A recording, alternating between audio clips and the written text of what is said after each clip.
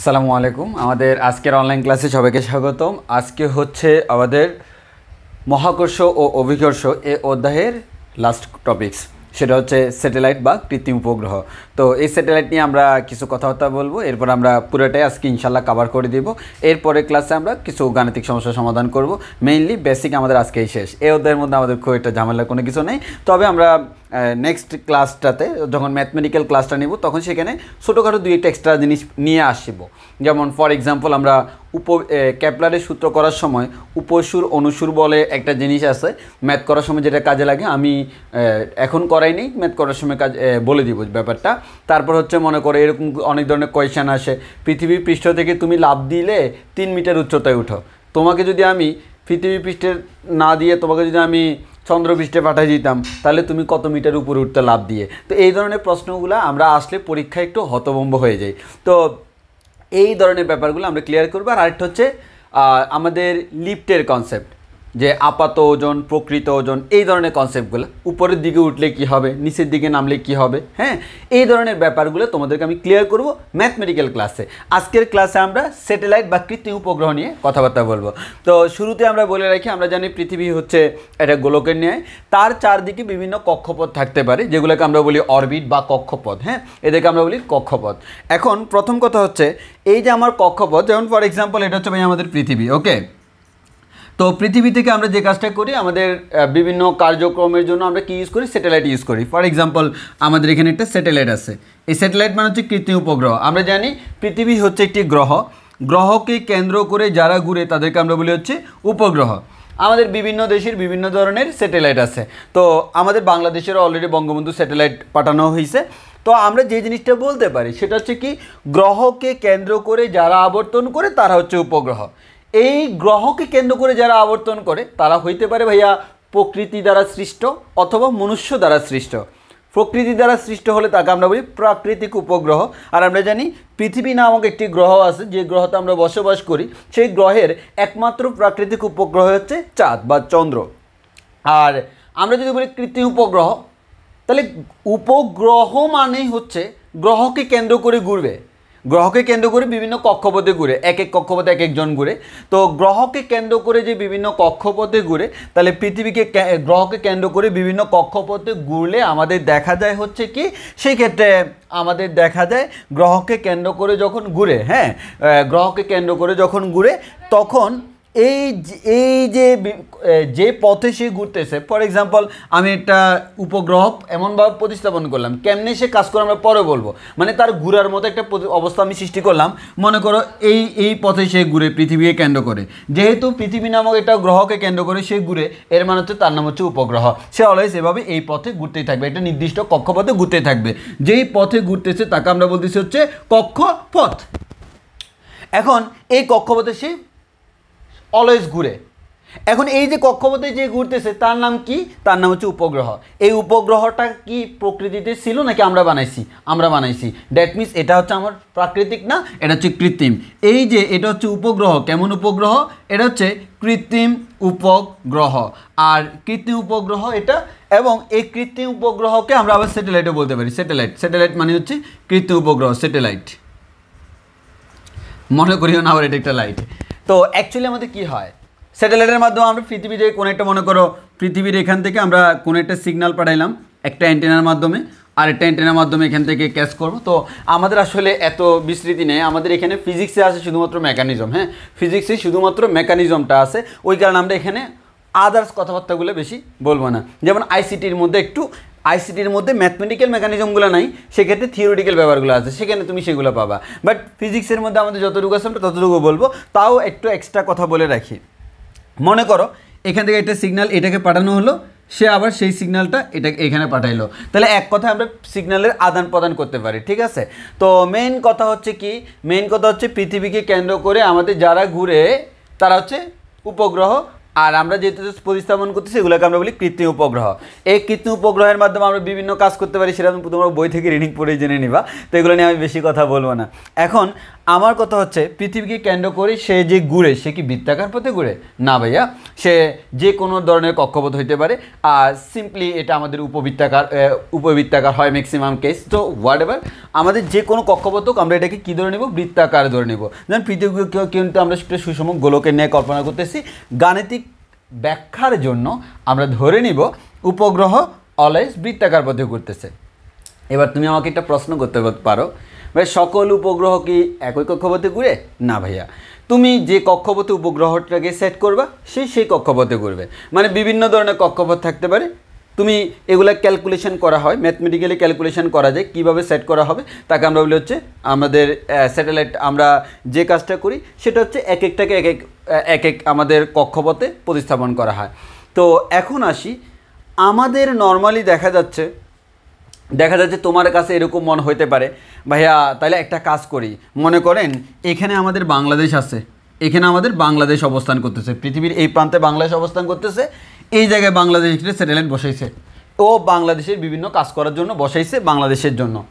এখন ভাইয়া এই স্যাটেলাইটটা তো ঘুরতে ঘুরতে ঘুরতে ঘুরতে যখন এখানে চলে গেল, মনে করেন ভাইয়া এখানে হচ্ছে আমাদের রাশিয়া, তাহলে ভাইয়া এখানে যে আমার রাশিয়া, তাহলে স্যাটেলাইটটা বাংলাদেশের, তাহলে এখন এখান থেকে কি এই স্যাটেলাইট বাংলাদেশকে কোনো সিগন্যাল দিতে পারবে না? তাহলে আমাদের সে কার কাছে চলে গেল? রাশিয়ার কাছে চলে গেল। তাহলে আমাদের এই স্যাটেলাইট দিয়ে আমার কি হবে? না, আসলে এগুলো ক্যালকুলেশন করা হয়।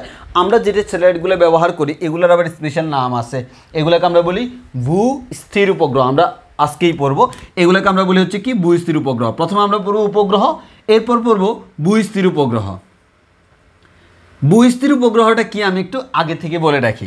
ভূস্থির উপগ্রহটা কি জানো? মনে করো তুমি পৃথিবীর এখানে দাঁড়ায় আছো, তাহলে পৃথিবীটা কি ঘুরতেছে না? জি ভাই অবশ্যই ঘুরতেছে। পৃথিবী যে কৌণিক বেগে ঘুরতেছে ঠিক সেম কৌণিক বেগে যদি রকেটটা ঘুরে, তাহলে দেখো স্যাটেলাইটটা, তুমি এখন পৃথিবীর এখানে আসো, একটা নির্দিষ্ট সময় পর তাহলে তোমার মাথার উপর, ঠিক মাথার উপর রকেট আমাদের স্যাটেলাইটটা আসে। একটা নির্দিষ্ট সময় পর এই পৃথিবীটা ঘুরতে ঘুরতে ঘুরতে ঘুরতে ঘুরতে ঘুরতে তুমি মনে করো এখানে চলে গেলা। যেই তুমি কিন্তু পৃথিবী পৃষ্ঠে দাঁড়ায় আসো, পৃথিবী ঘুরার কারণে বর্তমানে তুমি এখানে, এই স্যাটেলাইটও তোমার পাশাপাশি সে ঘুরে ঘুরে ঘুরে ঘুরে এখানে চলে আসলো। মানে তুমি যেখানেই যাও না কেন পৃথিবী একটা নির্দিষ্ট হারে ঘুরে, সেম হারে এই স্যাটেলাইটটা ঘুরে। তাহলে দেখো তুমি এখানে থাকলে মনে হচ্ছে স্যাটেলাইট এখানে, এখানে থাকলে মনে হচ্ছে স্যাটেলাইট এখানে। এর মানে তুমি পৃথিবী পৃষ্ঠে দাঁড়ায় আসো, পৃথিবী যে হারে ঘুরতেছে স্যাটেলাইটটাও সেম হারে ঘুরে। এর মানে তুমি উপরের দিকে তাকাইলে অলওয়েজ স্যাটেলাইটটাকে দেখতেছ, তোমার কাছে মনে হবে স্যাটেলাইটটা কেমন? স্থির, উপগ্রহটা স্থির। এই ধরনের উপগ্রহকে আমরা বলি ভূস্থির উপগ্রহ। পারতপক্ষে এই ধরনের উপগ্রহগুলো আমরা স্যাটেলাইট হিসেবে ইউজ করি। তবে অনেক ধরনের থাকতে পারে উপগ্রহ, হিউজ পরিমাণ আছে, এগুলো আমরা ইঞ্জিনিয়ারিং পড়ার সময় আমাদেরকে পড়ানো হয়। তো আমাদের মেকানিক্স এগুলো আমরা পড়ছিলাম, বাট কথা হচ্ছে আমরা অনেক বিস্তৃতি পড়ছি। এই বিস্তৃত তোমার দরকার নেই, তোমার হচ্ছে জেনারেল আইডিয়া। আমি চাইলে তোমাকে অনেক কথা বলতে পারি, কিন্তু এত কথা বলে মাথা নষ্ট করার কোনো দরকার নেই। তো আমরা মেইন থিমটা হচ্ছে কি ভাই, দেখেন পৃথিবী হচ্ছে একটি গ্রহ, এই পৃথিবীকে কেন্দ্র করে আমরা উপগ্রহ বানাবো। প্রথম আমরা উপগ্রহ পড়বো, এরপর আমরা দেখবো হচ্ছে ভূস্থির উপগ্রহ। পরীক্ষায় ভূস্থির আর এমনি উপগ্রহ যে কোনো উপগ্রহ আসতে পারে। তো আসো তাহলে আমরা প্রথমেই উপগ্রহ নিয়ে পড়বো। তার আগে একটা কথা বলি ভাইয়া, বাংলাদেশ একটা স্যাটেলাইট পাঠাইলো, রাশিয়া একটা পাঠাইলো, আমেরিকা পাঠাইলো, জাপান পাঠাইলো, চীন পাঠাইলো, তাহলে এরকম তো অনেক দেশ স্যাটেলাইট পাঠাচ্ছে। ভাইয়া এই স্যাটেলাইটগুলো যখন ঘুরতেছে, ঘুরতে ঘুরতে ঘুরতে ঘুরতে একটা আরেকটাকে লাগাই দেয় না? ভাই লাগাই দেয় না? সবাই তো পৃথিবীর চারদিকে ঘুরতেছে। আচ্ছা আমি ধরে নিলাম ভিন্ন ভিন্ন কক্ষপথে ঘুরতেছে, কিন্তু সবগুলোই তো মেইনলি ভূস্থির, যেগুলো আমাদের কাজে লাগে। হ্যাঁ, এক এক পারপাসের উপর ডিপেন্ড করে। তো তাহলে যেগুলো আমরা ভূস্থিরের কথা চিন্তা করি, আমরা একটু পরে ক্যালকুলেশন করে বের করবো ভূস্থির উপগ্রহ স্থাপন করতে হলে পৃথিবী পৃষ্ঠ দিয়ে কত উচ্চতায় পাঠাতে হবে। তাহলে কি এতগুলা ঘুরতেছে, এরা কি একজন আরেকজনকে ধাক্কা দিয়ে দেয় না? মনে করেন এটা হচ্ছে একটা পৃথিবী, তাইলে আমাদের বাংলাদেশ মনে করেন এখানে এই কক্ষপথে দিল, চায়না এই কক্ষপথ দিল, আমেরিকা এই কক্ষপথ দিল, জাপান এই কক্ষপথে দিল, চীন এই কক্ষপথ দিল। ভাই হঠাৎ করে এরা ধাক্কা লাগিয়ে যেতে পারে না? আসলে অ্যাকচুয়ালি এগুলো স্থাপন করার সময় কিন্তু অনেক দিন ধরে ক্যালকুলেশন করা হয়, এমনভাবে ক্যালকুলেশন করা হয় এ ধরনের ঝামেলা হবে না। তবে প্রকৃতপক্ষে আমরা বলতে পারি হচ্ছে ভাইয়া তাও হ্যাঁ মাঝে মধ্যে এগুলো তো একটা মেশিন, হ্যাঁ এগুলো একটা মেশিনের মধ্যে প্রবলেম হইতেই পারে। তো প্রবলেমের কারণে অনেক সময় দেখা যায় হচ্ছে আমাদের কি ত্রুটি হইতে পারে, ত্রুটি হলে সেটা ভিন্ন হিসাব। ইভেন এমনও পাওয়া গেছে যে তোমার এরকম দুইটা স্যাটেলাইট একটাকে ধাক্কা দিছে, ব্লাস্ট হয়েছে, এরকম হইতেই পারে। হ্যাঁ তো সাধারণত এমনভাবে ক্যালকুলেশন করে যাতে এটা না হয়।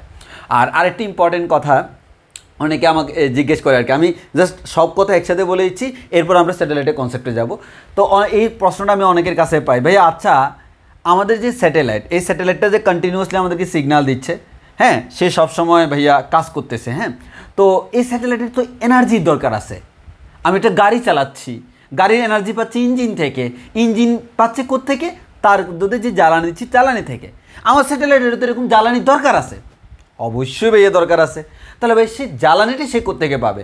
আমি যদি পৃথিবী থেকে জ্বালানি তাকে পাঠাইলাম ভাইয়া, ঠিক আছে, কিন্তু কথা হচ্ছে গ্যালনের পর গ্যালন পাঠাইলাম, আমি কিছুদিন পর আরেকটা স্যাটেলাইট পাঠাবো, আরেকটা রকেট পাঠাবো তার মধ্যে জ্বালানি পৌঁছাই দেওয়ার জন্য, এটা তো না, এটা কোয়াইট ইম্পসিবল টাস্ক। তাহলে আমরা কী করবো? আমরা যে কাজটা করবো সেটা হচ্ছে অ্যাকচুয়ালি তুমি দেখবা টিভিতে বিভিন্ন স্যাটেলাইট দেখাইলে অথবা ইউটিউবে একটা ভিডিও দেখে নিতে পারো, সেটাই বেটার হয়। তুমি দেখবা স্যাটেলাইটে এরকম কিছু ডানার মতো থাকে, পাঠানোর সময় এরকম থাকে না, পাঠানোর সময় এটা রকেটের ভিতর বক্স আকারে থাকে। কীভাবে স্যাটেলাইট উৎক্ষেপণ করা হয় সেটা একটা ভিডিও দেখলে তোমরা খুব ভালো করে বুঝতে পারবা। তো এখন সেক্ষেত্রে হচ্ছে আমাদের কি আমাদের এই যে স্যাটেলাইটের পাঠানোর সময় এগুলা গুছানো থাকে, আমাদের পৃথিবী থেকে এটাকে কন্ট্রোল করা হয়। তো যখন আমার স্যাটেলাইটটাকে স্থাপন করে ফেলা হয় এগুলো খুলে যায়, এই প্রাইমারি লেভেলে কিছু জ্বালানি তাকে দিয়ে দেওয়া হয় যেগুলো দিয়ে সে ওই পর্যন্ত যাইতে পারে। যাওয়ার পর এইগুলো হচ্ছে ভাইয়া সোলার সিস্টেম। কি সোলার সিস্টেম কি দিয়ে কাজ করে? সূর্যের আলো দিয়ে। সূর্যের আলো থেকে সে এনার্জিটা পায়। তো এই সোলার সিস্টেমের মাধ্যমে সে আজীবন কাজ করতেই থাকবে, যেমন আমাদের নবায়নযোগ্য অনবায়নযোগ্য বলে কিছু কথা আছে, যে কোন জ্বালানি নবায়নযোগ্য কোন জ্বালানি অনবায়নযোগ্য, মানে কোনগুলো আমাদের শেষ হয়ে যাবে আর কোনগুলো শেষ হবে না। ফর এক্সাম্পল তুমি যদি পেট্রোলের কথা বলো, পৃথিবী এগুলো কোথায় পাওয়া যায়? খনিজ থেকে পাওয়া যায়। খনিজ সম্পদ কখনো না কখনো শেষ হয়ে যাবে। ওই কারণে বর্তমানে ইঞ্জিনিয়াররা যুক্তেছে হচ্ছে কিভাবে আমাদের এমন যেগুলো শেষ হবে না। ফর এক্সাম্পল সোলারটা কিন্তু বহির্বিশ্বে এখন খুব বেশি জনপ্রিয়। সোলারটা দিয়ে কি করে? সোলারটা দিয়ে ভাই আমরা খুব ইজিলি কাজ করতে পারি। কি কাজ করতে পারি? সূর্যের আলো থাকলে আমরা সোলারটা আমার কাজ করতেছে, তাহলে এই সোলারটা কিন্তু কখনো যাবে না, সূর্য আজীবন থাকবে। তারপর বাতাস, হ্যাঁ বাতাস দিয়ে করা যায়। তো বাতাস দিয়ে উইন্ডমিল যেগুলো করে, তো এগুলো তো আমরা জানি এগুলো ইঞ্জিনিয়ারদের কাজ। তো আমরা মেইন কথা হচ্ছে ওভারঅল বিভিন্ন প্রশ্নের আমি উত্তর দিলাম। এখন আমার কথা হচ্ছে ভাইয়ের সকল কথা বাদ, এবার হচ্ছে আমরা দেখি হচ্ছে একটা স্যাটেলাইট যখন স্থাপন করব সে কিভাবে কাজ করে। তো আমাদের পরীক্ষায় 3 ধরনের কোয়েশ্চেন আসে। কি, কোনো একটা স্যাটেলাইট আমি লঞ্চ করলাম, সেই স্যাটেলাইটটা কত বেগে ঘুরবে, তার সম্পূর্ণ একবার ঘুরতে তো একটা নির্দিষ্ট টাইম লাগবে, সেই পর্যায়কালটা কত, আর সেটা পৃথিবী পৃষ্ঠ থেকে কত উচ্চতায় আছে। তো আসো আমি এই জিনিসগুলো আমরা বের করব। তো তোমাদেরকে আমি বুঝিয়ে দিই কীভাবে স্যাটেলাইট কাজ করে। তো প্রথমত আমরা বলে রাখি ভাই, এই যে নীল কালারের যেটা দেখতেছো এটা হচ্ছে আমাদের পৃথিবী। আর আমাদের পৃথিবীর যে ব্যাসার্ধ, এই ব্যাসার্ধ হচ্ছে আর। এই পৃথিবীর পৃষ্ঠ থেকে এই উচ্চতায় আমাদের একটা কি আছে? স্যাটেলাইট প্রতিস্থাপন করা আছে। এই স্যাটেলাইটটা বৃত্তাকার পথে ঘুরতেছে। কোন একটা বস্তু বৃত্তাকার পথে যদি ঘুরে, তাহলে আমরা বলতে পারি সেই বৃত্তাকার পথে ঘূর্ণনের জন্য, কোন একটা বস্তু বৃত্তাকার পথে ঘূর্ণনের জন্য কেন্দ্রমুখী আর কেন্দ্রবিমুখী বলের প্রয়োজন হয়। তো আমরা যদি বলি কেন্দ্রবিমুখী বলের ক্ষেত্রে আমরা কী পাবো? কেন্দ্রবিমুখী বল আমাদের এফসি, আমাদের কেন্দ্রবিমুখী বল এফসি সমান আমরা বলতে পারি কি ভাইয়া? mv²/r। এখানে m মানে হচ্ছে এখানে যে বস্তুটা আছে সেই বস্তুর ভর, আর r মানে হচ্ছে এই বৃত্তাকার পথের ব্যাসার্ধ, আর v মানে হচ্ছে এই পথে সে যে বেগে ঘুরতেছে। এখন তুমি যদি এই স্যাটেলাইটের কথা চিন্তা করো, এই স্যাটেলাইটের ক্ষেত্রে কেন্দ্রমুখী বল কত হবে? FC equals to M. M মানে হচ্ছে ভর, কার ভর? যে ঘুরতেছে তার ভর। তাহলে আমার এই স্যাটেলাইটের ভরটাকে আমি ধরে নিলাম এম, স্যাটেলাইটের ভর হচ্ছে এম। স্যাটেলাইট যে ব্যাগে ঘুরে ব্যাগটাকে ধরে নিলাম ভি, mv²/r। আর মানে হচ্ছে ব্যাসার্ধ, যে বৃত্তাকার পথে ঘুরে। তাহলে আমার এই স্যাটেলাইটটা যে পথে ঘুরতেছে, বৃত্তাকার পথের ব্যাসার্ধ হচ্ছে কি? কেন্দ্র থেকে এতটুকু। তাহলে এতটুকু যদি আমাদের আর হয়, এতটুকু যদি এইচ হয়, স্যাটেলাইট যে বৃত্তাকার পথে ঘুরতেছে সেটা নিশ্চয়ই ভাইয়া r+h, অবশ্যই ভাইয়া। তাহলে আমি বলতে পারবো mv²/r+h। এটা হচ্ছে আমাদের কি? কেন্দ্রমুখী বল। এবার সরি কেন্দ্রবিমুখী বল, হ্যাঁ কেন্দ্রবিমুখী বলা যায়। তো আমরা জানি কেন্দ্রবিমুখী বলের মানটা এটা দিয়ে ক্যালকুলেশন করা যায়। তাহলে এই কেন্দ্রবিমুখী বলকে প্রতিহত করার জন্য এটা কী লাগবে? কেন্দ্রমুখী বলের যোগান দিতে হবে। যেই কেন্দ্রমুখী বলের আমরা যোগান দিব, কেন্দ্রমুখী বলটা কোত্থেকে পাবো? সিম্পল, দুইটা ভরযুক্ত বস্তুর কেন্দ্রমুখী বলের যোগান সবসময় মহাকর্ষ বল দিয়ে পাওয়া যায়। তাহলে এই কেন্দ্রের দিকে একটা বল পাবো, তার নাম হচ্ছে মহাকর্ষ বল। এই মহাকর্ষ বল কার কার মধ্যে কাজ করবে? ভরযুক্ত দুইটা বস্তুর মধ্যে। এখানে ভরযুক্ত দুইটা বস্তু কে কে? একটা হচ্ছে পৃথিবী, পৃথিবীর ভরকে আমরা বড় হাতের এম দিলাম, আর এই বস্তুর ভরকে আমরা দিলাম ছোট হাতের এম। এখন পৃথিবী এবং বস্তু এই দুইটার মধ্যে টোটাল যে দূরত্ব, এই দূরত্বটা হচ্ছে অ্যাকচুয়ালি r+h, ঠিক কি না? জি ভাই ঠিক। তাহলে এদের মধ্যে মহাকর্ষ বল কত হবে? মহাকর্ষ বল Fg = আমরা বলতে পারবো g × m ডিভাইডেড বাই তাদের মধ্যবর্তী দূরত্ব স্কোয়ার। মধ্যবর্তী দূরত্ব হচ্ছে r+h, তাহলে হোল স্কোয়ার। That's it. তাহলে আমরা এই কথাগুলো বলতে পারবো। তো ওভারঅল তাহলে আমি তোমাকে কেন্দ্রবিমুখী এই যে স্যাটেলাইট যখন আমাদের পৃথিবী পৃষ্ঠ থেকে এই উচ্চতায় আছে, তার জন্য কেন্দ্রমুখী বল কত হবে বের করে দেখালাম, কেন্দ্রবিমুখী বল কত হবে বের করে দেখালাম। দুইটাকে সমান ধরে অনেক কিছু করা যায়, সেটা পরে করব। তার আগে আরও দুইটা জিনিস আমরা জেনে নিই। সেটা হচ্ছে কি ভাইয়া? অভিকর্ষজ ত্বরণ জি এর মান। কারণ এটা নিয়ে আমাকে ম্যাথ করার সময় তোমাদের অনেক প্যাঁচ দিতে পারে, প্যাঁচগুলো আমি সব এখানে ক্লিয়ার করে দিচ্ছি। অভিকর্ষজ ত্বরণ জি এর মান আমি দুইটা নিব। একটা হচ্ছে পৃথিবী পৃষ্ঠে জি এর মান হচ্ছে জি, আর পৃথিবী পৃষ্ঠ থেকে এই উচ্চতায় জি এর মানকে আমরা ধরে নিলাম জি প্রাইম। তাহলে আমরা জি সমান কি বলতে পারবো? জি হচ্ছে gm divided by r square পৃথিবী পৃষ্ঠে, আর পৃথিবী পৃষ্ঠ থেকে এই উচ্চতায় কত হবে? gm divided by r+h whole square. অন্য সূত্র আমার লাগবে না, আমার এখানে এটাই লাগবে। অ্যাকচুয়ালি আমার এখানে জিএম এর মানটা দরকার, ওই কারণে। তাহলে আমরা এই সূত্রগুলো জানি, হ্যাঁ এগুলো আমরা জানি যে এটা হচ্ছে এই জি মান হচ্ছে পৃথিবী পৃষ্ঠ অভিকর্ষজ ত্বরণ, জি প্রাইম মান হচ্ছে পৃথিবী পৃষ্ঠ থেকে এই উচ্চতায় অভিকর্ষজ ত্বরণ।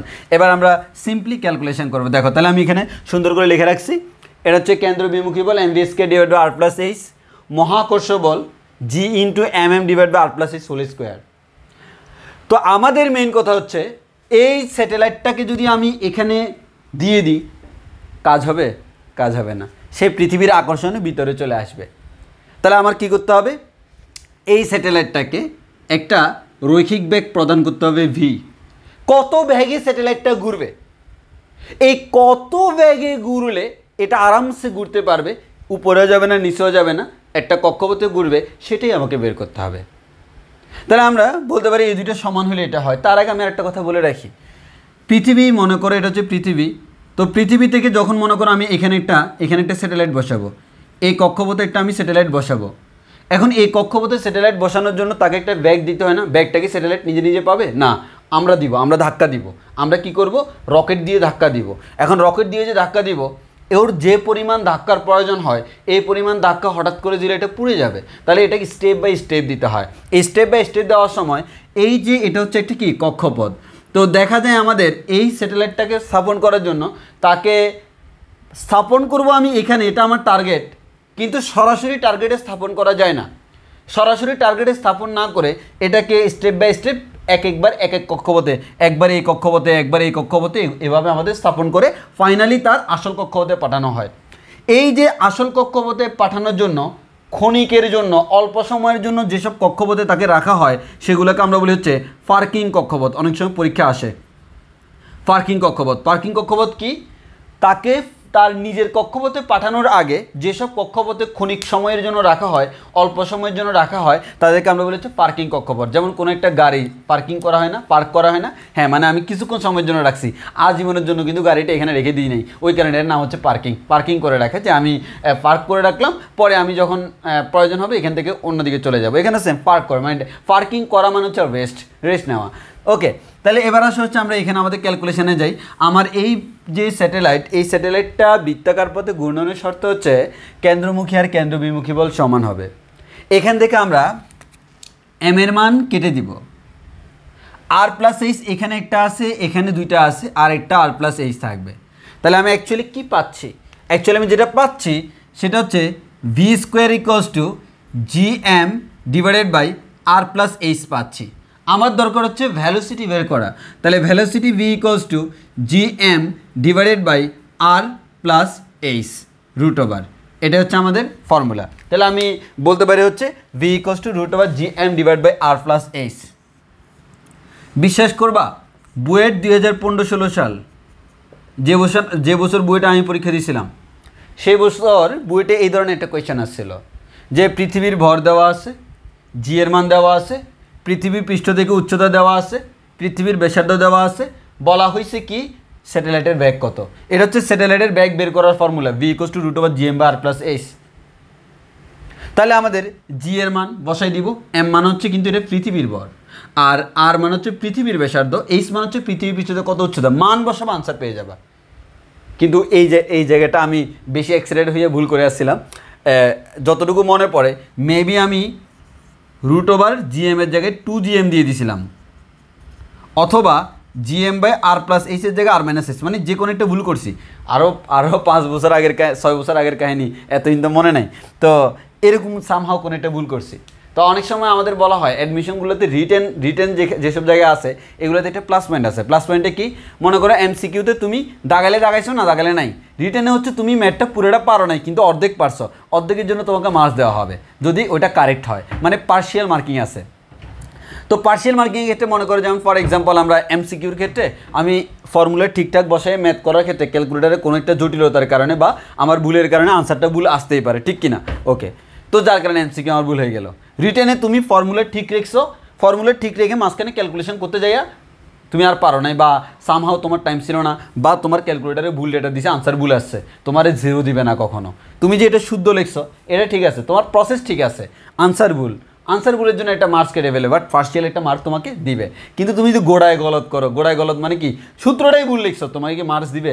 জীবনও দিবে না। আমি ঠিক সেম কাজটাই করছিলাম, তাহলে সূত্র ভুল করছিলাম, ওই কারণে সূত্রটা একটু সেন্সিটিভ হইতে হবে। পরীক্ষার হলগুলোতে আমরা এই সূত্রগুলোতে আমরা একটু ভুল করে ফেলি, ওই কারণে আমাদের উচিত সূত্রগুলো সুন্দর করে নোট করে রাখা। এবার তাহলে আমরা বলতে পারি খুবই, দেখো এই স্যাটেলাইট থেকে প্রশ্ন খুবই ইজি হয়, প্রচুর প্রশ্ন হয়, খুবই ইজি। তবে সূত্রগুলো জানতে হবে, আমরা শেষে সূত্রগুলো একসাথে লিখে দিব। তো v = √gm/r+h, এটা হচ্ছে স্যাটেলাইটের ব্যাগের ফর্মুলা। একটা জিনিস খেয়াল করে দেখো, এই ব্যাগের ফর্মুলায় m অনুপস্থিত, এই mটা কি, বা এই স্যাটেলাইটের ফর্মুলায় m অনুপস্থিত, এই mটা কি? এই mটা হচ্ছে অ্যাকচুয়ালি স্যাটেলাইটের ভর,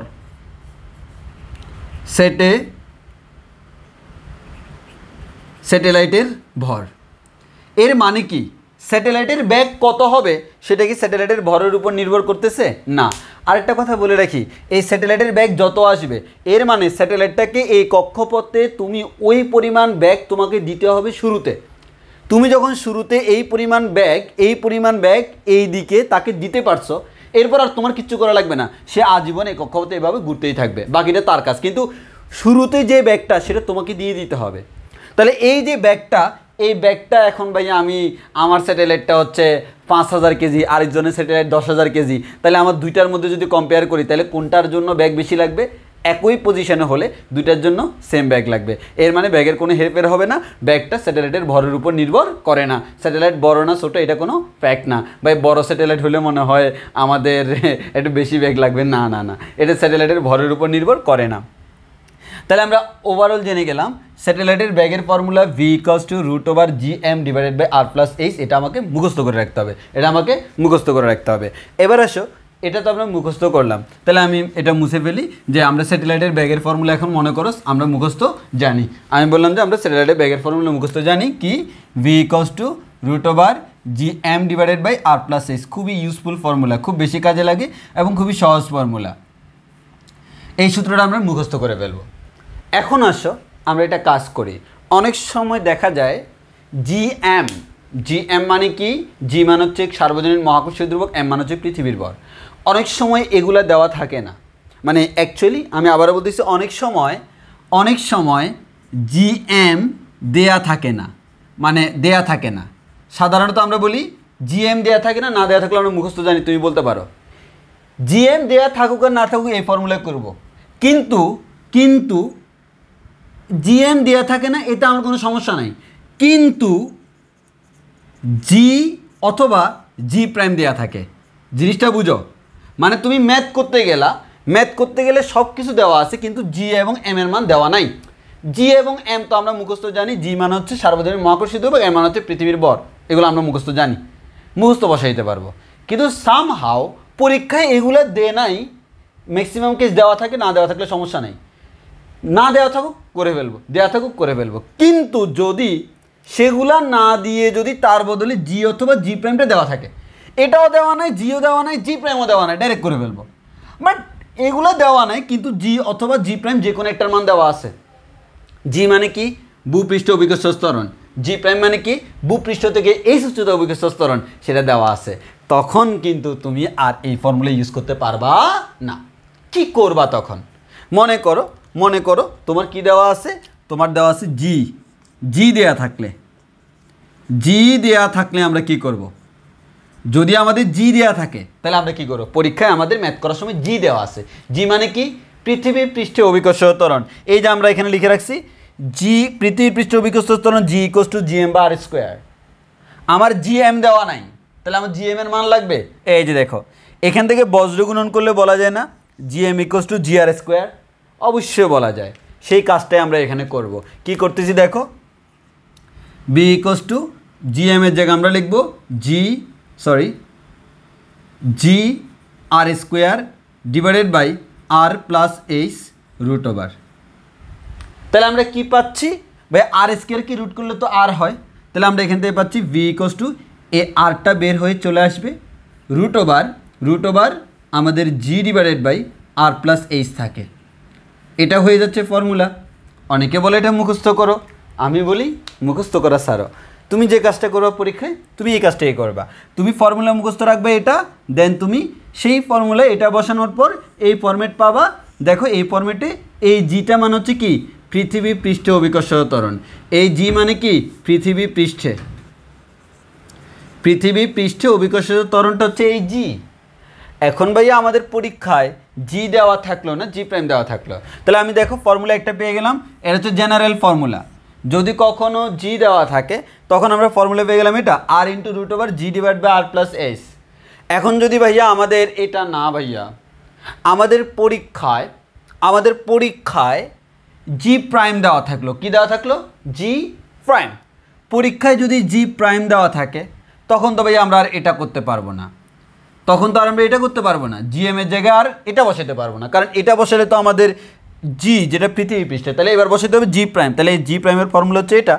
তাহলে এখান থেকে বলা যায় জি বজ্রগুণন করলে G prime equals to G M বা R plus H whole square যদি হয়, জি এম সমান হবে G prime into R plus H whole square. তাহলে আমরা তখন বলতে পারবো এখানে হবে তখন এই যে জি prime into R plus H whole square. তাহলে হইলোটা কি? তাহলে দেখো এখান থেকে আর প্লাস এইচ কাটাকাটি দিয়ে এখানে একটা আর প্লাস এইচ থাকবে। তাহলে অ্যাকচুয়ালি তখন আমরা কি পাবো? তখন আমরা যেটা পাবো V equals to root over G prime into R plus H, তার উপরে রুট ওভার আছে। এটা হচ্ছে আমার ব্যাগের ফর্মুলা। তাহলে আমরা ব্যাগের ফর্মুলা 3টা পাইলাম। ব্যাগের ফর্মুলা তোমাদের বইতে এভাবে সুন্দর করে ডিসক্রাইব করা থাকবে না। ব্যাগের ফর্মুলা আমরা 3টা পাইলাম, যখন যেটা দরকার আমরা সেটা ব্যবহার করব। তাহলে হোপফুলি আমি যদি তোমাকে সাজায় লিখে দিই, হ্যাঁ আমি মনে করি তোমাকে সাজায় লিখে দিচ্ছি। এখন তুমি যদি আমাকে জিজ্ঞেস করো ভাই আমরা এত কিছু পড়লাম, পরীক্ষা আমাকে বলবে স্যাটেলাইটের রৈখিক বেগটা কত। এই ব্যাগ বলতে কিন্তু রৈখিক বেগ বুঝতেছি, ওকে? ব্যাগ বলতে আমরা রৈখিক বেগ বুঝতেছি। তো যদি রৈখিক বেগটা কত জিজ্ঞেস করে তাহলে আমরা সিম্পলি বলে দিতে পারবো কি বা রৈখিক বেগ V equals to root over G M divided by R plus H. এটা হচ্ছে আমার জেনারেল ফর্মুলা। আর ভি ইকুয়ালস টু আমরা জাস্ট যে কাজটা করলাম আমি একটু দেখাই দিই। আমরা যে কাজটা করলাম, এই সূত্র যেটা তুমি দেখতেছ এই সূত্রের মধ্যে আমরা দুইটা জিনিস বসাবো। একটা হচ্ছে G M equals to G R square. G M equals to যদি জি স্কোয়ার বসাই তাহলে আমরা ব্যাগের ফর্মুলা পাবো বি ইকুয়ালস টু আমরা পাবো হচ্ছে R root over G divided by R plus H. এই ফর্মুলাটা আমরা পাবো। আর যদি আমাদের জি এম ইকুয়ালস টু আমরা যদি লিখি আমরা জি prime into R plus H whole square, তখন আমরা এখান থেকে এই ফর্মুলাটা পাবো ভি ইকুয়ালস টু হচ্ছে root over G prime into R plus H. Actually খেয়াল করো এই ফর্মুলায় আমার কি লাগে, দেখো এই ফর্মুলা আমার জিএম লাগে, আর এই ফর্মুলায় জিএম লাগে না। এই ফর্মুলা লাগে জি মানে হচ্ছে ভূপৃষ্ঠে অভিকর্ষজ ত্বরণ যদি দেওয়া থাকে এই ফর্মুলা করব, আর যদি ভূপৃষ্ঠ থেকে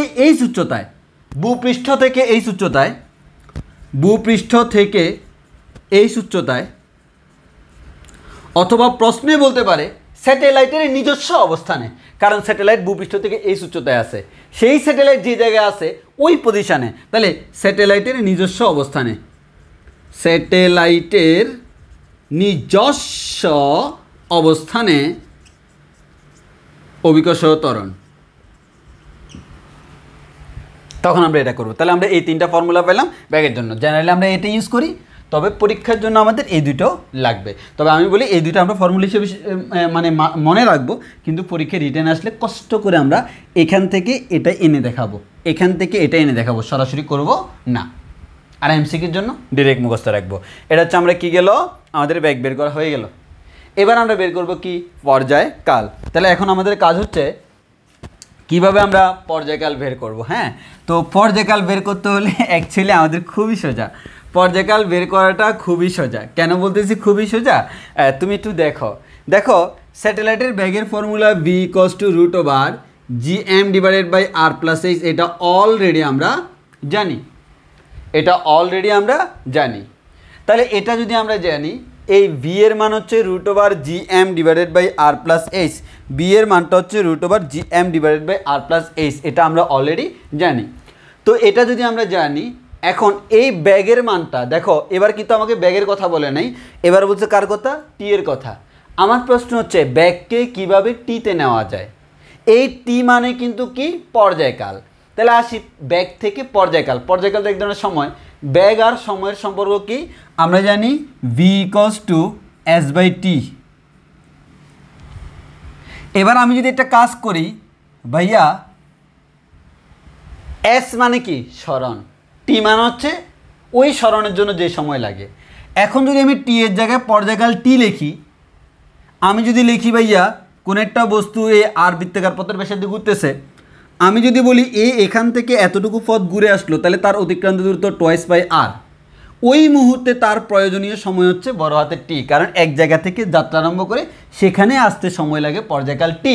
তাহলে আমরা বলতে পারবো যখন পর্যায়কাল টি, তখন তার অতিক্রান্ত দূরত্ব হচ্ছে ওই বৃত্তাকার পথের পরিধি √/r। এখন আমার এখানে আমি কার জন্য করতেছি, স্যাটেলাইটের জন্য। ব্যাগটা কার, স্যাটেলাইটের ব্যাগ।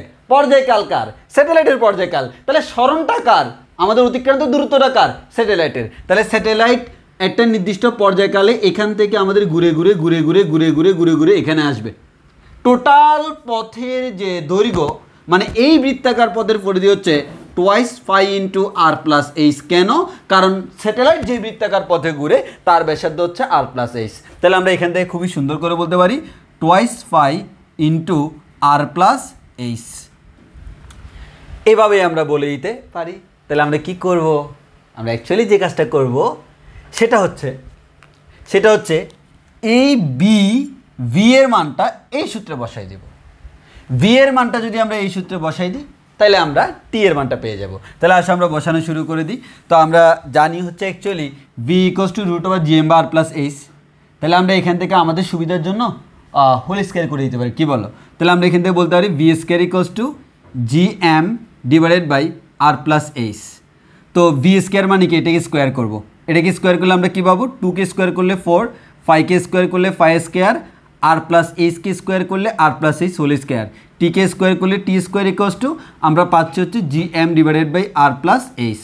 আমার কার মান দরকার, টি স্কোয়ারের মান দরকার। তাহলে আমরা এখান থেকে বলতে পারবো r+h-টাকে এটার সাথে গুণ করে দিলে r+h হোল কিউব হয়ে যাবে। তাহলে বলতে পারি 4 স্কোয়ার, এখানে হয়ে যাবে r+h whole cube equals to আমরা বলতে পারি এদিকে হয়ে যাবে gm × টি স্কোয়ার। কার মান বের করবো, টি স্কোয়ারের মান। তাহলে টি স্কোয়ার ইকুয়ালস টু আমরা কী পাচ্ছি, 4 square r+h whole cube divide by gm। তাহলে আমি যদি রুট করে দিই, তাহলে রুট করে দিলে কি হচ্ছে দেখো, আমি রুট করে দিলে টি ইকুয়ালস টু, রুট করে দিলে 4 স্কোয়ার, 4টা হয়ে যাবে 2, 5 স্কোয়ারটা হয়ে যাবে 5, বাকি পুরোটা হচ্ছে রুটের ভিতরে থাকবে r+h whole cube divide by gm। এই পুরোটা রুটের ভিতরে থাকলো। এটা 4 ফর্মুলা মুখস্থ করে ফেলবো। একটাই ফর্মুলা আমাদের পর্যায়কালের ফর্মুলা, এটা T equals to 2π√r+h whole cube divide by gm। T equals to 2π√r+h whole cube divide by gm। তো একটা কাজ করি আমি, ছোটো একটা কাজ, সেই কাজটা হচ্ছে টি ইকুয়ালস টু 2π। আচ্ছা দেখো তো, এখানে r+h হোল কিউব আছে, r+h হোল কিউবকে এভাবে লেখা যায় না, r+h whole square into r+h যেভাবে লেখা যায়।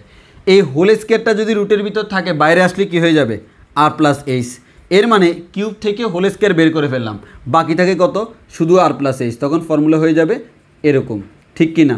জি ভাইয়া। তো তপন স্যারের বইতে কি করছে, ফর্মুলা এভাবে ইউজ না করে তারা ম্যাথে ফর্মুলা এভাবে ইউজ করছে। আমি এটাকে যথেষ্ট ডিসলাইক করি। কেন? দেখো না, এই ফর্মুলা ইউজ করলে তোমাকে আর এর মানে এইচ এর মানে একবারই বসাইতে হবে, এটা হইলে কি এক ডাবল বসাইতে হচ্ছে না, কি দরকার? তো তোমরা অনেকে বই করতে যেয়ে কনফিউজড হয়ে যাবা, ওই কারণে আমি বলে দিচ্ছি তোমরা পর্যায়কাল বললে কখনো এটা ইউজ করবা না। তুমি যেটা জানো না, এক কথায় তুমি এটা জানো না, তুমি জানো এটা T equals to 2 root over R plus is whole cube divide by GM. আমরা এভরি টাইম অলওয়েজ এটা দিয়ে করব, অলওয়েজ আমরা এটা দিয়ে করব।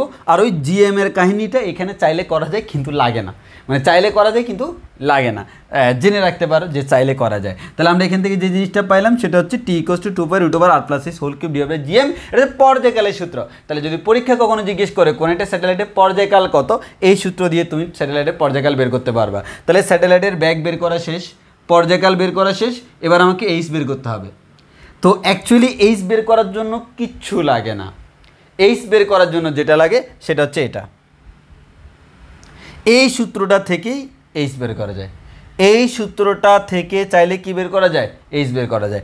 আসো তোমাকে আমি এই সূত্র থেকে এইচ বের করে দেখাই। তাহলে দেখো আমরা এই সূত্রটা থেকে কীভাবে এইচ বের করি।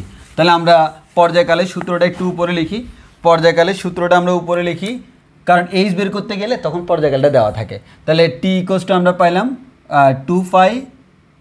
2 root over R plus H whole cube divided by GM root over.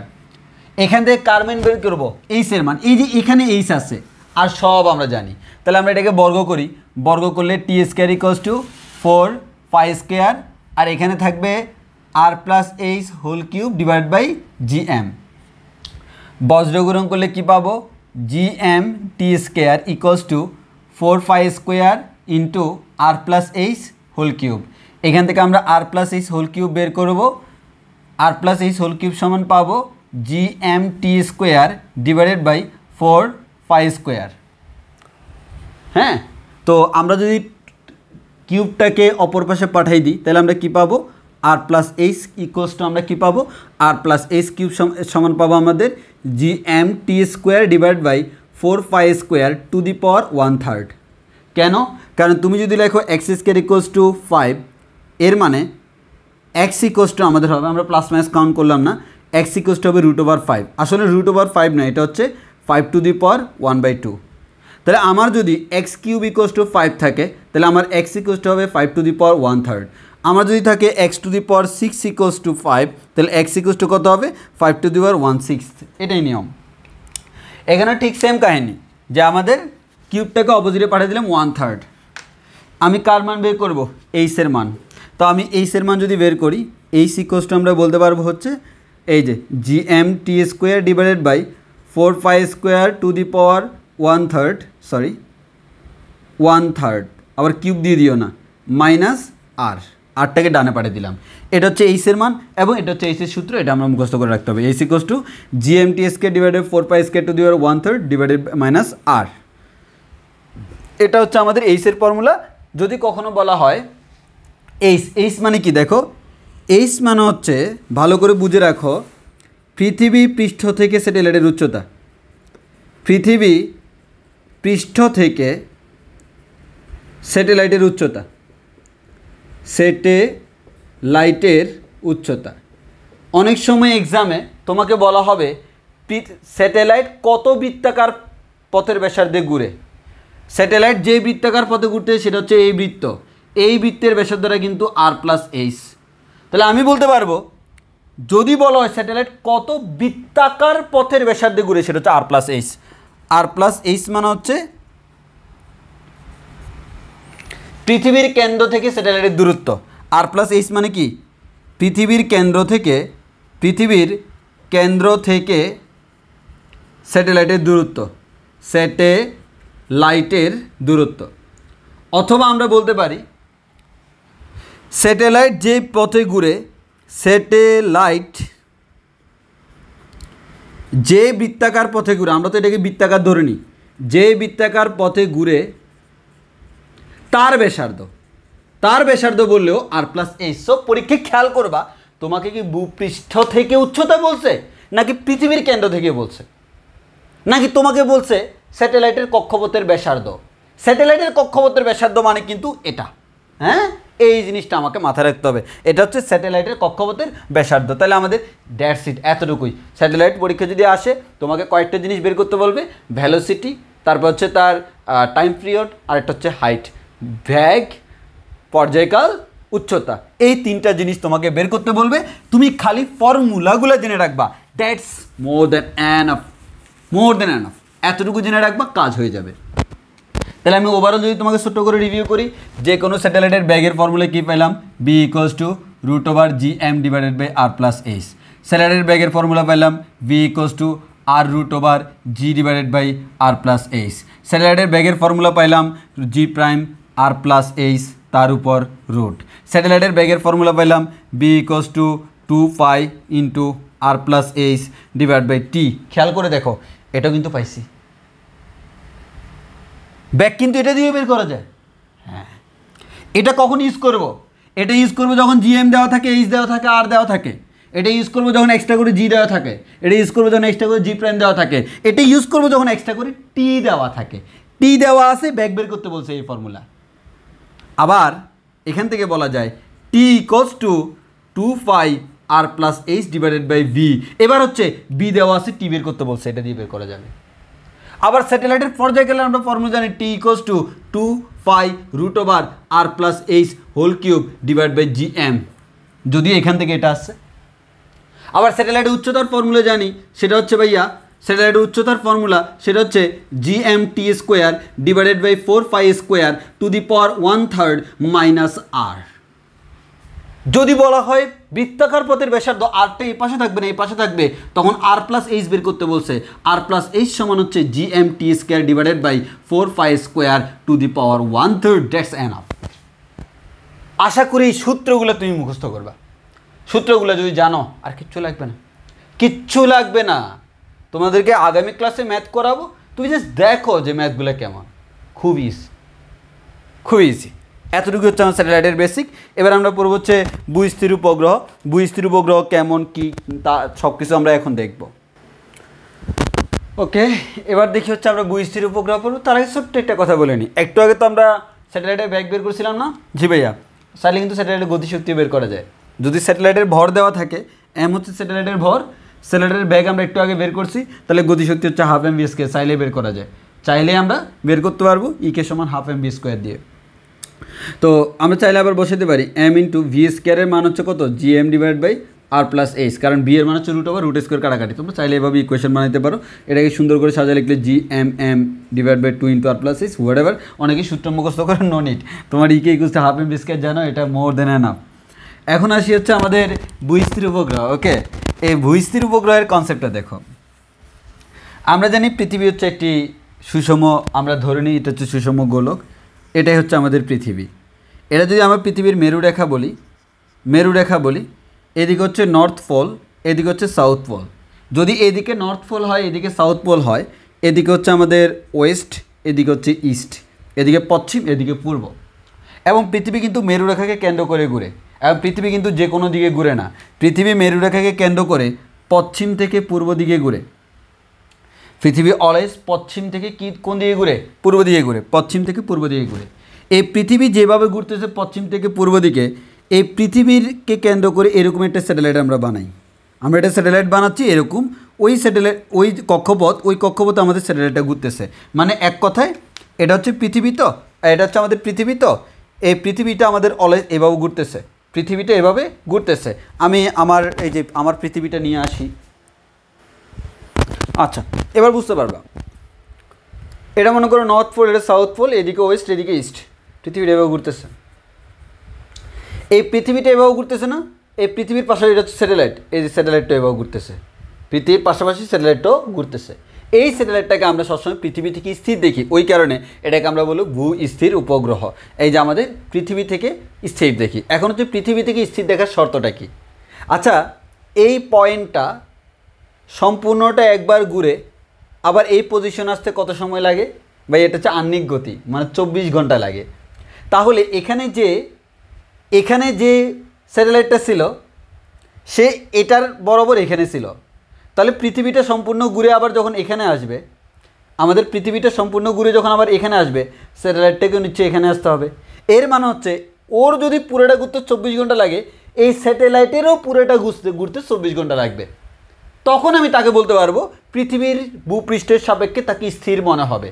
এটাকে আমরা বলে হচ্ছে ভূ স্থির উপগ্রহ। তাহলে আসো, অনেক সময় পরীক্ষায় প্রশ্ন করতে পারে, দেখো প্রশ্ন কেমন মারাত্মক হতে পারে।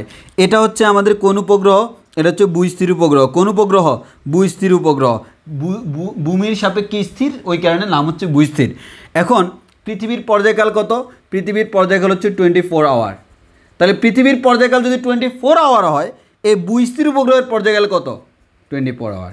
তাহলে পরীক্ষায় সবচেয়ে ইম্পর্টেন্ট কোয়েশ্চেন আমাদের সময় এত আসছিল, আমাদের সময় এইচএসসিতে আসছিল যে ভূস্থির উপগ্রহের পর্যায়কাল কত? 24 আওয়ার, 365 দিন। আমি 365 দিন দাগাইছিলাম, আর এখনও মনে আছে স্পষ্ট, এটা আমি ভুল করছিলাম। তো এই ভুল করিও না, অনেক কনফিউশনে পড়ে যায় ভাই আমাদের ভূস্থির উপগ্রহ আর আমাদের ভূস্থির উপগ্রহের পর্যায়কাল নিয়ে। দেখো ভূস্থির উপগ্রহ হচ্ছে পৃথিবীর সাপেক্ষে স্থির, পৃথিবীর সাপেক্ষে স্থির। পৃথিবীর পর্যায়কাল 24 ঘন্টা, ভূস্থির উপগ্রহের পর্যায়কাল 24 ঘন্টা। 365 দিন তো সূর্যের চারদিকে পৃথিবী ঘুরে, আর পৃথিবী নিজ অক্ষে ঘুরে হচ্ছে 24 ঘন্টা একবার। তাহলে ভূস্থির উপগ্রহের পর্যায়কাল 24 ঘন্টা। তাহলে পরীক্ষায় যদি আসে ভূস্থির উপগ্রহ 100% কনফার্ম, তার পর্যায়কাল হচ্ছে 24 ঘন্টা। পরীক্ষায় জিজ্ঞেস করলো এই গ্রহটা কি ভূস্থির হবে, কেমনে বুঝবা? পর্যায়কাল বের করবা। তোমাকে জিজ্ঞেস করছে সৃজনশীলে, এই ধরনের সৃজনশীল আসে, উদ্দীপকে দেয়া গ্রহটি ভূস্থির কিনা। তাহলে ভূস্থির কিনা তোমাকে জিজ্ঞেস করছে, তাহলে ভূস্থির হওয়ার শর্ত কি? পর্যায়কাল 24 ঘন্টা। তাহলে তুমি তার পর্যায়কাল বের করবা। পর্যায়কাল বের করার পর দেখবা এটা ভূস্থির কিনা। পর্যায়কাল বের করার পর যদি দেখো যে আমাদের এটা 24 আওয়ার না, দ্যাট মিনস ভূস্থির না। 24 আওয়ার হলে ভূস্থির। অথবা অনেক সময় বলতে পারে কত উচ্চতায় স্থাপন করলে ভূস্থির হবে, অথবা ভূস্থিরের বেগ কত, এগুলো কনস্ট্যান্ট, এগুলো আমরা এখনই বের করে দেখাবো। তো এই জিনিসটা একটু মাথায় রাখবো আর কি, হ্যাঁ, যে ভূস্থির কাকে বলে। আর আমাদের তাহলে পৃথিবী যদি পশ্চিম থেকে পূর্ব দিকে ঘুরে, তাহলে ভূস্থির উপগ্রহ কোন দিক থেকে কোন দিকে ঘুরে? পশ্চিম থেকে পূর্ব। অনেকে বলে ভাইয়া বইতে তো এটা নাই। আরে বইতে থাকবে কেন বাপ, এটা তো কমন সেন্স। পৃথিবী যেহেতু পশ্চিম থেকে পূর্ব দিকে ঘুরে, ভূস্থিরও পশ্চিম থেকে পূর্ব দিকে ঘুরে, উল্টো দিকে তার ঘুরবে না। উল্টো দিকে ঘুরলে তো ভূমির সাপেক্ষে স্থির মনে হবে না। এবার আসো, তোমাকে এবার পরীক্ষায় দেখো আমরা কয়েকটা ইনফরমেশন জানি। এম এর মান জানি, পৃথিবীর ভর। আর এর মান জানি, পৃথিবীর ব্যাসার্ধ। জি এর মান জানি, সার্বজনীন মহাকর্ষীয় ধ্রুবক। আর যখনই বললো এটা ভূস্থির উপগ্রহ, সাথে সাথে জানি টি এর মান হচ্ছে 24 ঘন্টা। এতক্ষণ পর্যন্ত স্যাটেলাইট বের করার সময় আমরা তিনটে ইনফরমেশন বের করতে বলছিলাম, ভি, টি, এইচ। এর মধ্যে টি আমরা জানি, তাহলে স্যাটেলাইটের আর কি জানা লাগবে? ভি জানা লাগবে, এইচ জানা লাগবে। তো আমি ভূস্থির উপগ্রহ, যেহেতু টি এর মান ফিক্সড 24 আওয়ার, দ্যাট মিনস এটা আমাদের কোন ধরনের? ভূস্থির। আর ভূস্থির উপগ্রহ কত বেগে ঘুরে, ভূস্থির উপগ্রহের কত উচ্চতায় স্থাপন করতে হয়, এই ধরনের কোয়েশ্চেন আসতে পারে। তাহলে আমি ব্যাগটা বের করব। ব্যাগ বের করতে হলে দেখো জি এর মান জানা আছে, এম এর মান জানা আছে, আর এর মান জানা আছে, এইচ আমি জানি না। তাহলে আমার কিসের মান জানা লাগবে? এইচ এর মান। এইচ এর মান যেহেতু জানি না, আগে এইচ বের করতে হবে। আসো এবার এইচ এর ফর্মুলা করি। এইচ এর ফর্মুলা করতে গেলে জি এর মান জানি, এম এর মান জানি, টি এর মান জানি, ফাই এর মান জানি, আর এর মান জানি। এর মানে এইচ এর মান বের করা যাবে। এইচ এর মান বের করে এখানে বসাই দিলে বি এর মান বের করা যাবে। আসো আমি সেটাই করতেছি। তাহলে পরীক্ষা যদি আসে ভূস্থির উপগ্রহের উচ্চতা কত, মুখস্থ। ম্যাথ করতে হলে ম্যাথ করবা, এমসিকিউ তো মুখস্থ। তাহলে ভূস্থির উপগ্রহে দেখো জি এর মান বসাইলাম, এই যে এই ফর্মুলা, এই জি, এম এর মান বসাইলাম, পৃথিবীর টি এর মান বসাইলাম, ফাই এর মান বসাইলাম, টু দি পাওয়ার 1/3 মাইনাস আর এর মান বসাইলাম। ক্যালকুলেশন করলে আনসার আসে প্রায়, মানে এক্স্যাক্টলি তো এটা আসে না, আমরা ধরে নিলাম প্রায় এটা 3.6 × 10⁻7 মিটার। তাহলে এইচ এর মান হচ্ছে 3.6 × 10⁻7 মিটার বা 3.6 × 10⁴ কিলোমিটার। এর মানে ভূপৃষ্ঠ থেকে, কিন্তু এইচ এর মান মানে ভূপৃষ্ঠ থেকে 3.6 × 10⁴ কিলোমিটার উচ্চতায় ভূস্থির উপগ্রহগুলোকে স্থাপন করতে হয়। এর মানে আমরা যদি কোনো একটা ভূস্থির উপগ্রহ স্থাপন করি, সেটা হবে পৃথিবী পৃষ্ঠ থেকে 3.6 × 10⁴ কিলোমিটার উচ্চতায়। এবার আসি বি এর মান। এইচ এর মান যেহেতু জেনে গেছি, এই ফর্মুলায় বি এর মান বসালে আনসার আসে 3.08 × 10³ মিটার পার সেকেন্ড বা 3.08 কিলোমিটার পার সেকেন্ড। এর মানে ভূস্থির উপগ্রহের ব্যাগ হবে 3.08 কিলোমিটার পার সেকেন্ড। এর মানে এই পরিমাণ ব্যাগ তাকে দিতে হয় এত উচ্চতায়। তাহলে কোনো একটা উপগ্রহকে এত উচ্চতায় নিয়ে যদি এই পরিমাণ ব্যাগ দেওয়া যায়, সেটা ভূস্থির উপগ্রহের মতো করে আজীবন ঘুরতে থাকবে। এখন অনেকে কনফিউজড হয়ে আমাকে কোয়েশ্চেন করবে, ভাইয়া এটা তো অসম্ভব অসম্ভব অসম্ভব। কেন ভাইয়া? কারণ আপনি তো বলছিলেন 11.2 কিলোমিটার পার সেকেন্ড হচ্ছে মুক্তিবেগ গত ক্লাসে। হ্যাঁ, 11.2 কিলোমিটার পার সেকেন্ড এটা কোন বেগ? এই তুমিই তো বলছো মুক্তিবেগ। মুক্তিবেগ মানে কি? পৃথিবীর আকর্ষণ বল অতিক্রম করে চলে যাবে, মহাশূন্যে বিলীন হয়ে যাবে। এই স্যাটেলাইটটা কি পৃথিবীর আকর্ষণ বল অতিক্রম করে চলে যায়? না, স্যাটেলাইটটা পৃথিবীর আকর্ষণের মধ্যেই থাকে, খালি পৃথিবীকে কেন্দ্র করে ঘুরতে থাকে। আর পৃথিবীর আকর্ষণ আসে বিধেই তো কেন্দ্রমুখী বলটা আসে, না হয়তো কেন্দ্রমুখী বলটা থাকতো না। ওই কারণে কেন্দ্রমুখী বল থাকার কারণে এটা মহাশূন্যে বিলীন হচ্ছে না। তাহলে স্যাটেলাইট কিন্তু মহাশূন্যে বিলীন হচ্ছে না, সে পৃথিবীর আকর্ষণে আসে। এত বেগে নিক্ষেপ করলে তো সেটা পৃথিবীর আকর্ষণ বল অতিক্রম করেই চলে যাবে, এটাকে স্যাটেলাইট হিসেবে বানানো যাবে না। তাহলে ভূস্থির উপগ্রহের জন্য আমাদের ব্যাগ হইতে হবে এরকম। এই ইনফরমেশনগুলো আমাকে একটু মাথায় রাখতে হবে। আশা করি তোমরা বুঝতে পারছো। এই ধরনের ম্যাথ এক্সামে আসতে পারে, আর মানগুলো একটু মুখস্থ রাখবা, পরীক্ষায় এমসিকিউতে সরাসরি প্রশ্ন আসতে পারে। আচ্ছা, এবার আমরা দেখি হচ্ছে মুক্তিবেগের সাথে যে কোনো একটা স্যাটেলাইট বা কৃত্রিম উপগ্রহ তার যে উৎক্ষেপণ বেগ, তার যে একটা সম্পর্ক, সেই সম্পর্কটা আমরা করবো আর কি, যে অ্যাকচুয়ালি মুক্তিবেগের সাথে স্যাটেলাইটের উৎক্ষেপণ বেগের সম্পর্ক কী। স্যাটেলাইটের উৎক্ষেপণ বেগের সম্পর্ক মানে হচ্ছে স্যাটেলাইটটাকে আমরা যে বেগে উৎক্ষেপণ করি। হ্যাঁ, তো একটু খেয়াল করে দেখি, আমাদের মুক্তিবেগ হচ্ছে আমরা জানি স্কেপ ভেলোসিটি ভিই, আর কৃত্রিম উপগ্রহের যে উৎক্ষেপণ বেগ সেটা হচ্ছে আমাদের ভি ধরে নিলাম। তো আমরা দুইটার মধ্যে সম্পর্ক প্রকাশ করব। তার আগে আমরা বলে নিই বিই ইকোয়ালস টু আমরা জানি √2g ইন্টু আর। তো এখানে তো এইচ বলতে কোনো কিছু নাই, তো এইচ বলতে যেহেতু কোনো কিছু নাই, এইচটাকে আমরা বাদ দিব। হ্যাঁ, এইচটাকে আমরা কী করে দিব? বাদ করে দিব। তো এইচটাকে যদি আমরা বাদ করে দিতে চাই, তাহলে কোনো একটা শর্ত আরোপ করতে হবে। তো আসো, মানে মিলানোর জন্য আর কি, দুইটার মধ্যে যেহেতু কম্পেয়ার করব মিলানোর জন্য, তো কাউকে বাদ দিলে তো একটু এরর থাকবেই, বাট অ্যাপ্রক্সিমেট একটা আইডিয়া পাবো। তো একটু খেয়াল করে দেখো, আমরা যদি চিন্তা করি স্যাটেলাইটটা ভূপৃষ্ঠের খুবই নিকটে, স্যাটেলাইটটা ভূপৃষ্ঠের খুবই নিকটে, আর এর মান তো অনেক বেশি, 6400 কিলোমিটার। তো স্যাটেলাইটটা যদি পৃথিবী পৃষ্ঠের নিকটে হয়, তখন আমরা মোটামুটি এইচটাকে আরের তুলনায় নেগলিজিবল ধরতে পারবো। এইচ আরের তুলনায় অনেক অনেক কম। যদি কম হয় তাহলে এইচ লেখা আর না লেখা সেম কথা। হ্যাঁ, তখন আমরা বলতে পারি আর প্লাস এইচ, আরের তুলনায় এইচটা নেগলিজিবল দিতে বাদ দাও, বাদ। তাহলে আর প্লাস এইচের জায়গায় আমরা কী করতে পারবো? আর প্লাস এইচ এবং এই আরকে প্রায় সমান ধরতে পারবো, যেহেতু আরের তুলনায় এইচটা অনেক ছোটো। অনেক বড় জিনিসের সাথে ক্ষুদ্র একটা জিনিস যোগ করলে খুব একটা চেঞ্জ হয় না। 1 লক্ষ টাকা আছে, তার সাথে 5 টাকা যোগ করলে 1,05,000 টাকা। তুমি বলো যা 5 টাকা তুমি নিয়ে নাও, 1 লক্ষ টাকা আমার দিয়ে দাও, তাহলে জিনিসটা হচ্ছে ওই টাইপসেরই। তো আমরা এভাবে লিখতে পারি, তো GM ডিভাইড বাই আর লিখলাম, আর প্লাস এইচটা বাদ দিয়ে দিলাম। তাহলে আর এর জায়গায় আমরা যদি আর স্কোয়ার লিখি, কেন আর স্কোয়ার লিখতেছি? কারণ GM বাই আর স্কোয়ার আমাকে অভিকর্ষ ত্বরণে মান দেয়। তাহলে আমি এটার জায়গায় জি লিখলাম। তাহলে সুন্দর একটা ফরম্যাট পেলাম, B = √/GR। এটা কিন্তু শর্ত সাপেক্ষে, আবারও বলতেছি এটা কিন্তু শর্ত সাপেক্ষে, এটা 100% কারেক্ট না, তবে আইডিয়া নেওয়ার জন্য যথেষ্ট। তাহলে স্যাটেলাইটের উৎক্ষেপণ বেগটাকে আমরা এভাবে না দিয়ে এভাবে দিতে পারি। আবার তুমি এই কাজ করিও না, পরীক্ষা এটা লিখে দিয়ে আসিও না, পরীক্ষা এটা লিখে আসবা, বাট আমরা কম্পেয়ার করার সময় এভাবে করতে পারবো, B = √/GR।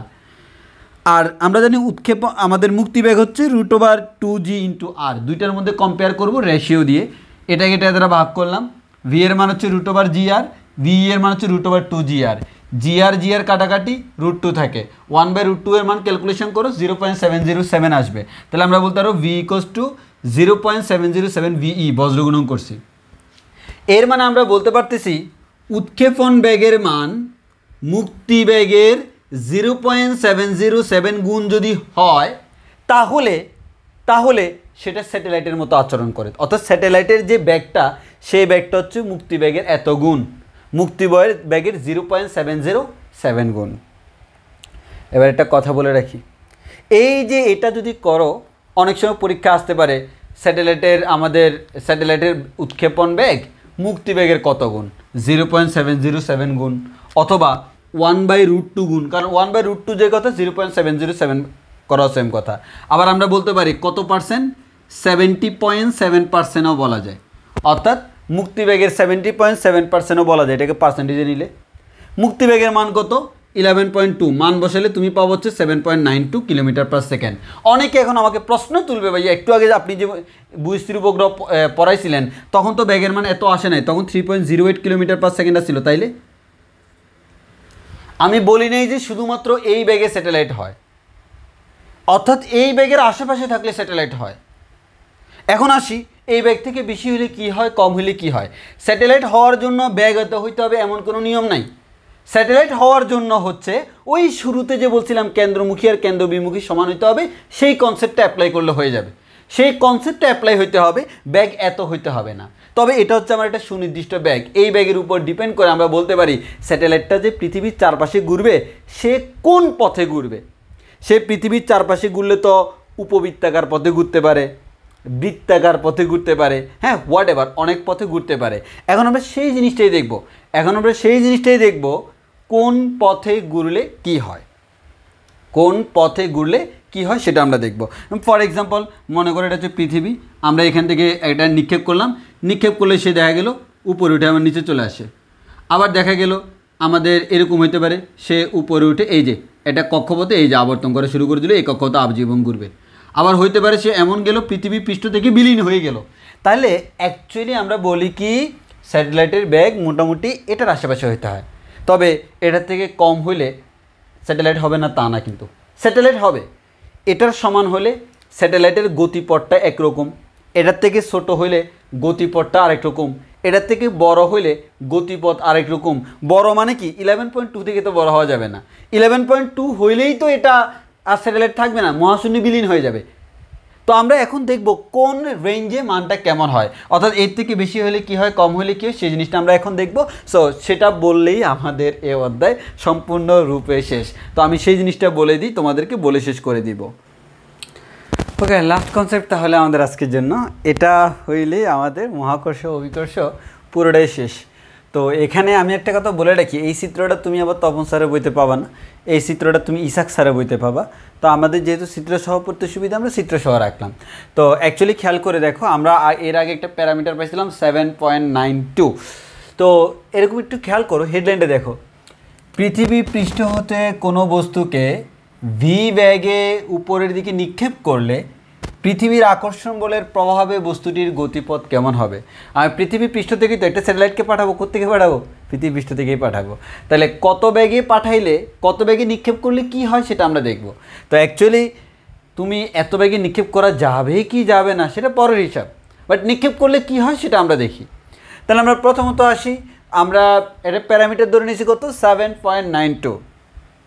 প্রথমে আমাদের এটা শর্ত পাবা, V square is less than B square divide by 2। একটু খেয়াল করে দেখো, বি স্কোয়ার সমান যদি ভিই স্কোয়ার ডিভাইড বাই 2 হয়, তাহলে আমি বি সমান বলতে পারবো বিই ডিভাইডেড বাই √2, রুট করলে, ঠিক কি না।